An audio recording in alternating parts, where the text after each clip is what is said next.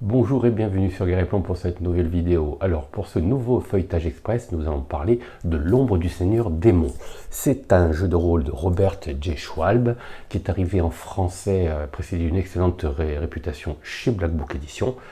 C'est un jeu de rôle de Dark Fantasy, c'est-à-dire que vous évoluez dans un univers crépusculaire, un univers dans lequel les démons s'infiltrent sur Terre pour semer chaos et destruction.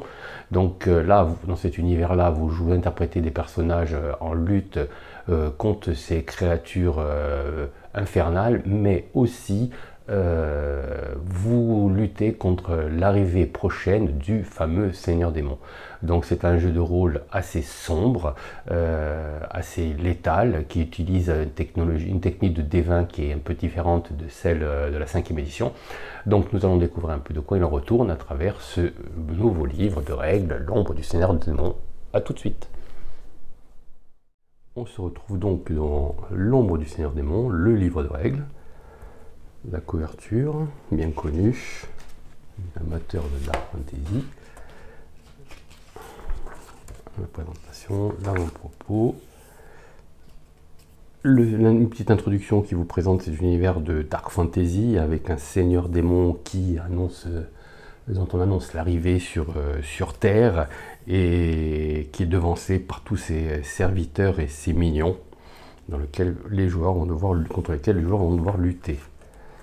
Alors c'est un système D20, c'est-à-dire qu'il utilise un D20, mais ce n'est pas la 5e édition, car vous allez voir que le système des avantages et des désavantages est un petit peu différent. Voilà, donc pour jouer, il est nécessaire d'avoir un D20 et des D6. Alors, on démarre tout de suite par la création de personnages. Il n'y a pas vraiment de présentation d'univers dans ce livre.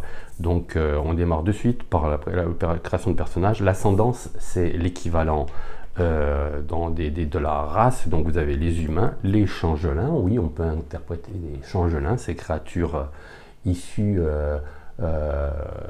du système de la nature qui changent d'apparence pour adopter l'apparence qu'ils veulent. Les automates, vous pouvez créer des automates, c'est-à-dire c'est des créatures artificielles dans lesquelles l'âme d'un mort a été intégrée, des nains, plus classiques, des gobelins et des orques.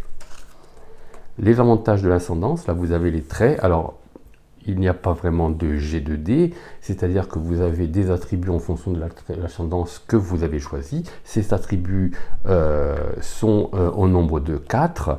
C'est la force, l'agilité, l'intellect et la volonté. Vous allez voir que dans le jeu, on ne lance que des jets d'attributs, plus ou moins modifiés par quelques ajustements en fonction de votre métier, etc.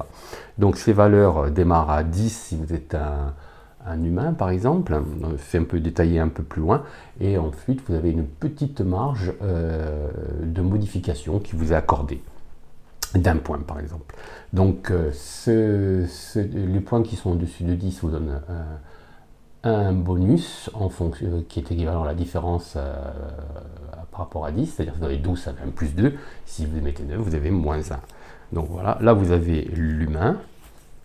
Alors au niveau 4, vous voyez qu'au niveau 4, on change d'attribut, d'ascendance. Vous allez voir que la progression, c'est une progression qui m'a fait penser un petit peu à Warhammer, vous allez voir. Alors l'humain, voilà, créer un humain. Donc là vous avez l'humain normal et l'expert. Quand vous passez à expert, c'est au niveau 4, vous passez expert, donc vous augmentez de votre santé de 5. Voilà.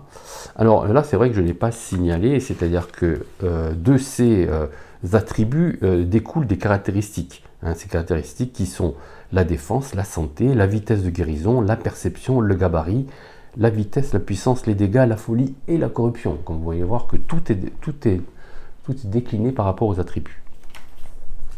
Donc vous avez, alors tout se fait à base de lancement de dés, si vous voulez, hein, vous pouvez aussi choisir, hein, par exemple vous avez un historique qui vous permet d'améliorer le background de votre personnage, vous avez la personnalité, la religion, votre âge, votre stature et l'apparence.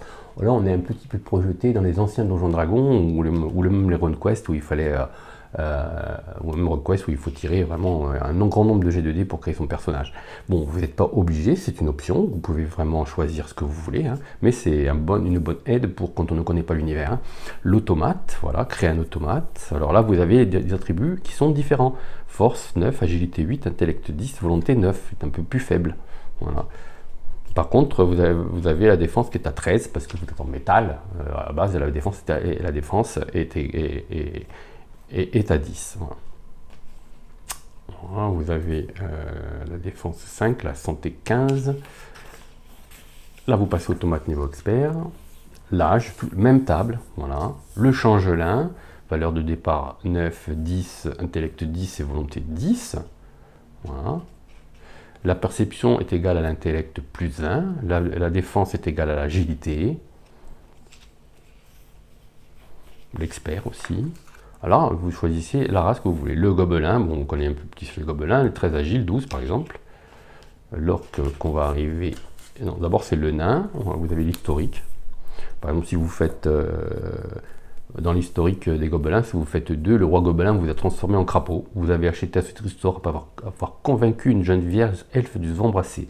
Quand elle a fait qu'elle s'est mise à hurler, vous l'avez tuée. Vous commencez le jeu avec 1 en corruption. Vous allez voir que la corruption c'est assez important. Le nain. Alors vous voyez, il y a un petit peu d'ironie, hein, d'humour noir dans la description. L'âge, l'orque. Évidemment au niveau des valeurs de départ d'attribut, force 11, agilité 10. Une fois que vous avez choisi ça, vous allez choisir une profession de départ. Alors vous allez pouvoir changer au fil de votre progression. Vous lancez un des 20, vous avez le type de profession que vous allez avoir. Là encore, vous pouvez choisir la profession que vous souhaitez. Là, alors, les professions académiques sont là, les professions criminelles. En académique, vous avez un géographe. En criminel, vous avez un receleur. En profession martiale, vous avez un officier. En profession marginale, vous avez un exilé. Profession religieuse, ministre du culte. L'équipement de départ en fonction de vos ressources que vous tirez ici, 3d6. Les éléments intéressants, tout ce qui peut faire avancer la création de personnages, le rendre plus riche, le rendre plus facile à interpréter. Vous avez plein de choses. Par exemple, un élément intéressant de table 1, une petite boîte métallique sans ouverture d'où provient un tic-tac perceptible. L'interprétation, les relations, vos traits de personnalité. Voilà. Les valeurs, terreur et haine, amour et désir. Voilà. Constituer le groupe. Le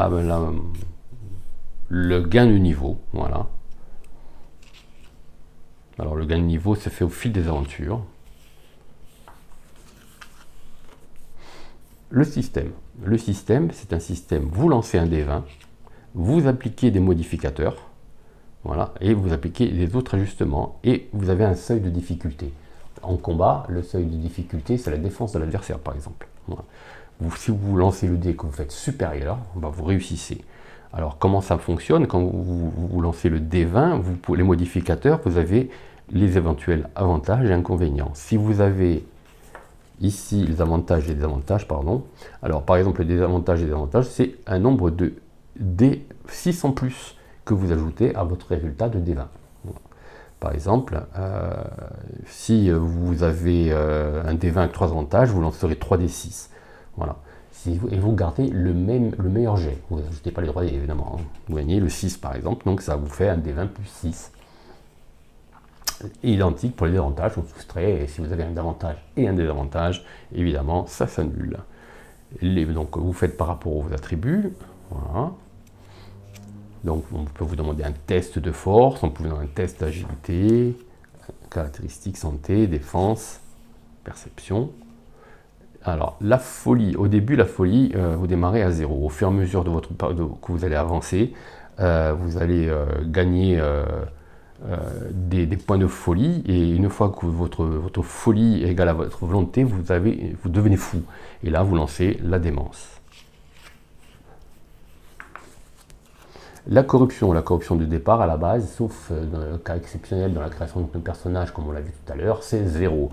Au fur et à mesure, c'est pareil, que vous grimpez que vous faites des actions, vous allez accumuler des actions condamnables comme un meurtre, comme voler pour s'enrichir, vous allez accumuler des points de corruption, et ces effets de la corruption vont vous amener les effets de plus en plus déplaisants, comme ici par exemple, les valeurs de corruption, et vous allez aussi lancer le dé. Si le dé est inférieur à votre valeur de corruption, vous allez avoir une marque des ténèbres, comme si vous relancez un dé 20, et si vous faites un 8, un œil rouge larmoyant apparaît dans la paume de vos mains. Voilà. La puissance sert à la magie. Alors la puissance est déterminée par la création, votre profession. Voilà. Pour les dégâts, c'est les dégâts des armes ou les dégâts de votre force. Les afflictions, affaibli, assourdi, à terre, etc. Bon, vous avez l'environnement, la personnalité. Là, vous avez un peu tout. La chance peut vous être attribuée de temps en temps des points de chance. En fait, c'est pas vraiment. Vous avez une chance et vous pouvez l'utiliser de temps en temps pour améliorer un test, par exemple. Alors, le combat, quand il se déroule par round, de manière classique, il y a des tours rapides et des tours lents dans un round. Si vous décidez de faire un tour rapide, vous n'avez droit qu'à une seule action. Si vous décidez de faire un tour lent, vous avez droit à 2 actions, c'est-à-dire une action plus un mouvement. Évidemment, le meneur de jeu a les mêmes possibilités, donc il peut également opter pour le tour rapide ou le tour lent. Et après, fin de round, alors vous avez les différents actions possibles, aider, attaquer. Bon, là, on se retrouve devant du terrain reconnu. Hein. Voilà, battre en retraite. Il n'y a pas d'attaque d'opportunité en battre en retraite. Effectuer les attaques. Attaque avec une arme de mêlée. Donc, quand vous attaquez avec une arme de mêlée, l'adversaire utilise sa défense. S'il a une armure, évidemment, sa défense sera supérieure, mais avec une baisse de son agilité, forcément. Voilà, en fonction de l'arme. Vous allez voir que au niveau des équipements, c'est assez simple aussi. Les voies d'apprenti, alors comme on disait à la fin, vous allez progresser. Donc vous allez maintenant, une fois que vous avez fini votre première aventure, vous êtes niveau 1, et là vous allez faire une formation d'apprenti. Voilà. Et vous allez choisir une voie d'apprenti, le guerrier, le magicien, le prêtre ou le roublard. Voilà, vous êtes un petit peu dans Donjons et Dragons. Le magicien, donc le magicien, vous allez avoir évidemment des niveaux de puissance. Voilà. Perception de la magie, vous apprenez le sort perception de la magie. À chaque fois que vous allez avoir des trucs, vous allez apprendre des sorts. Voilà. Prêtre. Et roublard.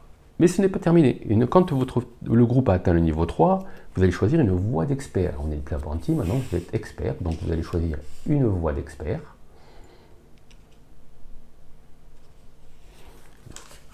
Et vous pouvez changer si vous le désirez. C'est-à-dire que vous pouvez vraiment choisir une voie complètement différente ou rester dans la voie que vous avez choisie. Donc le roublard, vous pouvez le faire devenir assassin. Voilà, vous pouvez mais il pourrait devenir combattant si rien ne vous en empêche. Hein. Le berserker, le combattant, là vous avez vos voies d'expert. Le druide, l'ecclésiastique, le claireur, le fléomancien, l'imprécateur, le mage tout court. Voilà, là aussi, caractéristique, vous gagnez dans santé, vous gagnez 1 en puissance, la puissance qui va vous servir à lancer des sorts. Le mécamancien, l'oracle. Là, il y a quand même pas mal de possibilités de professions. Paladin, rôdeur, sorceleur, sorcier, voleur. Et une fois que vous avez fini votre apprentissage d'expert, c'est-à-dire quand vous atteignez niveau 7, vous passez maître. Et là, vous avez des voies de maître, abjurateur, acrobate. Là, vous avez les écoles de maître, les voies de la magie.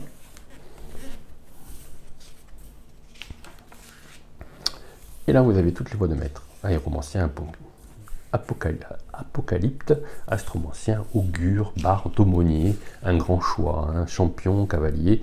Évidemment, ça modifie votre attribut, ça modifie vos caractéristiques, les langues. Et là, vous avez le combat monté au niveau 7. Quand vous avez le niveau 10, voilà, chaque fois que vous passez des paliers, vous obtenez de nouvelles compétences. Destructeur, dueliste, diplomate, empoisonneur, enchanteur, sorceleur, exécuteur, exorciste, explorateur, faiseur de miracles, géomancien, forgerune.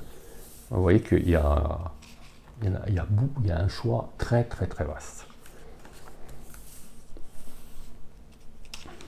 Voilà. Maître d'armes, maître des bêtes, maraudeur, métamorphe, nécromancien, pistolero, seigneur de l'orage, sentinelle, touche à tout, templier, ténébriste. Voilà, jusqu'au zélote. Là, on passe à l'équipement. Alors là, vous voyez que les armures, par exemple, en défense, le cuir souple, c'est l'agilité +1. Par contre, quand vous êtes en cuir bouilli, c'est l'agilité +12. Mais quand vous faites une brigantine, vous ne tenez plus compte de votre agilité, vous passez à 13. Donc c'est à vous de voir s'il est plus intéressant d'augmenter son agilité et de porter une armure légère ou d'investir dans une armure lourde et garder une agilité assez modeste. Les armes, vous avez les dégâts, le type de main, voilà, et le type finesse, ça veut dire que vous pouvez, certaines armes, vous pouvez les utiliser en utilisant votre agilité, d'autres c'est votre force. L'équipement personnel, outils, l'équipement de nourriture, pour animaux, vous voyez c'est complet. Hein. Si vous voulez engager des hommes de main,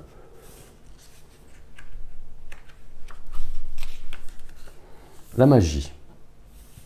Alors la magie, il y a plusieurs types de magie que nous allons découvrir. Et vous avez aussi la magie noire. Il faut découvrir une tradition, voilà. Et ensuite, avoir cette tradition vous donne accès à un certain nombre de sorts. Les sorts sont divisés en rangs de 0 à 10. Et en fonction de votre niveau, vous pouvez lancer plusieurs de votre puissance. Vous pouvez lancer, par exemple, si vous êtes puissance 1, vous pouvez lancer 2 sorts de niveau 0 et un sort de niveau 1. C'est tout simple.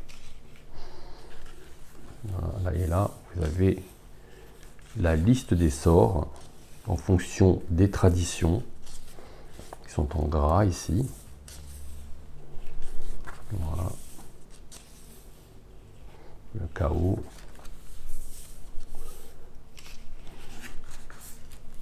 Vous avez le type, à chaque fois vous avez le type de divination utilitaire, c'est-à-dire que c'est de la divination au attaque par exemple, l'élément et le type de sort.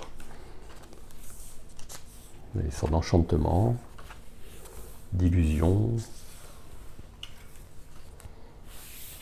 Vous voyez que c'est vaste aussi. Hein. Malédiction, invocation, nécromancie, nature, ombre primordiale. Évidemment, là, pour acquérir ces traditions, c'est en fonction de votre niveau, mais aussi le meneur de jeu, vous pouvez donner accès à une certaine tradition au fil des aventures. C'est à lui de voir technomancie,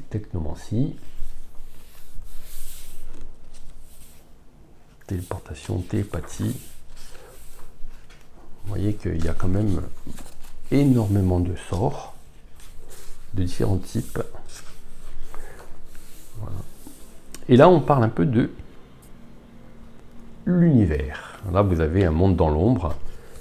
Vous avez les mondes cachés. Alors là, c'est plus conseillé évidemment au meneur de jeu. Hein. Après, le meneur de jeu peut faire un récapitulatif de ce qu'il veut vraiment dire aux personnages en fonction de leur naissance, etc. Mais là, vous avez carrément beaucoup de détails Vous avez la carte, ça c'est rudimentaire. Beaucoup de détails sur la nation d'Hyrule, le Grand-Duché, la géographie. Voilà. C'est un livre tout en un, donc vous avez l'essentiel pour faire jouer, à savoir le monde, le setting et la création du personnage et les règles. Voilà. Vous avez besoin de rien. D'ailleurs, je crois que chez Black Book, pour l'instant, il n'est disponible que ce livre et l'écran. Voilà. Géographie et climat du monde, les confins du Nord. Alors, vous avez les villes majeures, les peuples, les cultures, les religions, les croyances. Alors là, comme vous avez choisi une croyance au début, vous avez un détail sur les croyances qui existent. Le nouveau Dieu et la cosmologie. Bon, vous voyez que c'est assez résumé. Là, le rôle du meneur de jeu. Bon, Les conseils habituels aux nouveaux meneurs de jeu, le style d'horreur à donner à ces aventures. Alors la révulsion, la terreur, enfin, c'est le meneur de jeu qui va choisir ça.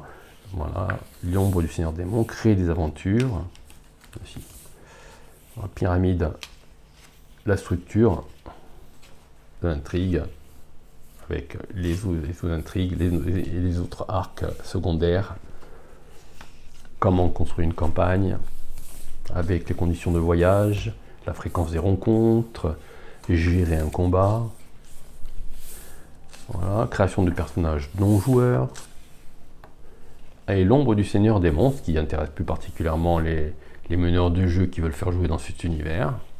Comment utiliser l'ombre, voilà, la menace qu'on peut donner, comment la représenter dans vos parties, pour que les joueurs se sentent menacés, pour que les joueurs se sentent dans l'inconfort.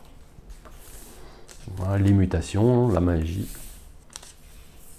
toutes les corruptions possibles. Voilà, j'explique les corruptions, les privations, la maladie, l'insuffocation, comment gérer tout ça pour le meneur de jeu. Il y a beaucoup de détails et de conseils, c'est bien. Les objets, voilà, les reliques, et le bestiaire. Et là, vous avez un grand nombre de créatures normales, façon de parler, ou démoniaques. Voilà. Joyeux Noël! Un petit marque-page en forme de Joyeux Noël. Donc vous avez remarqué que cette vidéo a été tournée pendant les fêtes. Capuchon, canard animé, chauve-souris vampire, cœur imployable, cheval de guerre. Et les créatures artificielles, les démons. Voilà, on arrive aux démons. Alors vous avez des démons énormes, de grands démons, démons moyens, un peu comme les dragons. Hein. Petits démons, démons très petits. Et les dragons sont là, le Drake aussi, la Dryade. Ce qui est intéressant avec ce livre, c'est que tout est vraiment compris. Vous avez besoin que de ce livre pour faire jouer. Et d'un peu d'imagination. Bien qu'il y ait à la fin une aventure qui soit incluse d'introduction dans le livre, qui va vous permettre de passer à la fin du livre, niveau 1, machine macabre, mère de l'effroi, 1000 pattes fouisseurs, le moissonneur, monstre, tout simplement, Oculus, l'ogre, Poltergeist, Prométhéen, sentinelle macabre, troll, troglodyte, vampire, voilà, verge putréfiée, le zombie, les personnages qu'on peut rencontrer. Voilà, vous avez pour le meneur de jeu une petite réserve au cours des aventures s'il est un peu pris à dépourvu de PNJ. Voilà, bon, si vous voulez personnaliser les créatures, hein, des archétypes de personnages. Ça peut aider les joueurs aussi également, créer des personnages.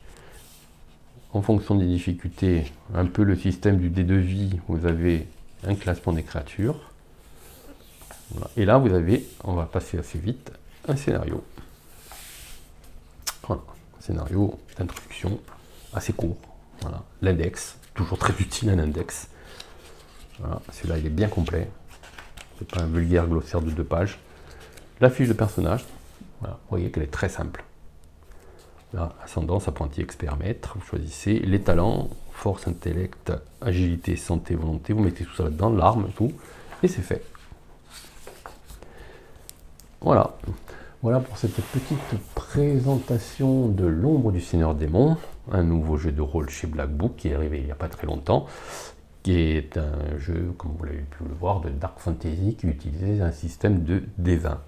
Alors si cette petite vidéo vous a plu, n'hésitez pas à la signaler par des petits pouces, à la partager avec vos amis et surtout, s'il n'est pas encore déjà fait, à vous abonner à la chaîne Guerrier.tv. À bientôt.